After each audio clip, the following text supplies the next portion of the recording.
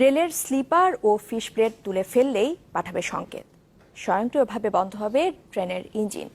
Laser গান security device নামের এই প্রযুক্তি উদ্ভাবন করেছেন চট্টগ্রামের তরুণ রায়হান চৌধুরী।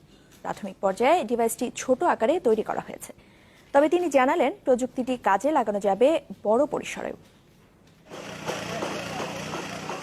হরতাল অবরোধে স্লিপার ও ফিশ প্লেট উপড়ে ফেলায় নাশকতার শিকার হচ্ছে রেল, যা ঠেকাতে নিরাপত্তা যোদ্ধার পাইলট ট্রেন পরিচালনা সহ নানা উদ্যোগ নেওয়া হলেও তেমন সফলতা আসেনি। তবে নিজের উদ্ভাবিত প্রযুক্তিতে রেলের নাশকতা ঠেকানো সম্ভব বলে মনে করেন চট্টগ্রামের তরুণ রায়হান চৌধুরী। রেল লাইনের ফিশ প্লেট ও স্লিপার উপড়ে ফেলায় সংকেত পাওয়ার পাশাপাশি এই প্রযুক্তিতে বন্ধ হবে রেলের ইঞ্জিনও। তার দাবি, এই প্রযুক্তি কাজে লাগিয়ে দুর্ঘটনা এড়ানো সম্ভব। এটা যখন আমরা রেল লাইনে বসাবো তখন রেল লাইন দিয়ে আপনার সিগন্যাল আদান প্রদান হবে গ্যাপ সার্কিটের মাধ্যমে, এবং এটা অপরকে তথ্য দিয়ে পাঠাবে যে সংযোগ ওকে আছে, এবং যখন তারা ফিশ প্লেটটা খুলবে অবশ্যই সেটা সংযোগটা হারাবে। এটা এবং আপনার পুরোটাই আপনার আর্থিং এর মাধ্যমে হবে জিনিসটা, নেগেটিভ ভোল্টের। একইভাবে রোধ করা সম্ভব ব্যাংক সহ নানা প্রতিষ্ঠানে চুরি ডাকাতির ঘটনাও।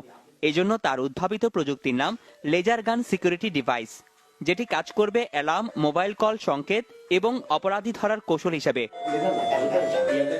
সে যেভাবেই ঢুকুক না কেন, তৎক্ষণাৎ এটা উপরে অ্যালার্ম দিয়ে এলাকার মানুষ জট করে ফেলবে, এবং এটা তৎক্ষণাৎ ফোন করবে 5টা নাম্বারে। ভিতরে যে চোরটা থাকবে তাকে তৎক্ষণাৎ এর আপনার পিস্তল দ্বারা শুট করে দেওয়া হবে, যাতে সে পালাইতে না পারে।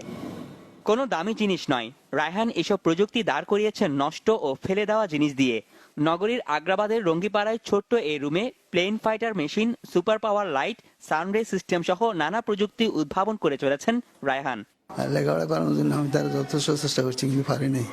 তার মন সবসময় এদিকে, যেমন খাওয়া নাই, দাওয়া নাই, রাত নাই, দিন নাই, কিছু যেমন এখন বসছে, কালকে দুপুর পর্যন্ত চলছে। তার এখন লক্ষ্য ইলেকট্রিক গান উদ্ভাবন, যেটি রোধ করবে পুলিশের উপর হামলা। আছে আরো কিছু পরিকল্পনা, তবে সামর্থ্য না থাকায় থমকে আছে অনেক কিছু। পৃষ্ঠপোষকতা পেলে দেশের জন্য নতুন নতুন উদ্ভাবনের স্বপ্ন দেখছেন স্বল্প শিক্ষিত এই তরুণ। আমি রনি দত্ত, চ্যানেল 24, চট্টগ্রাম।